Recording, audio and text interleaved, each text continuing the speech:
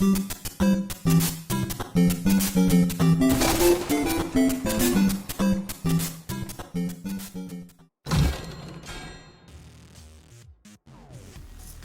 pessoal, no vídeo de hoje nós vamos falar de pixel art, que é uma forma de arte digital que começou entre os anos 80 e 90.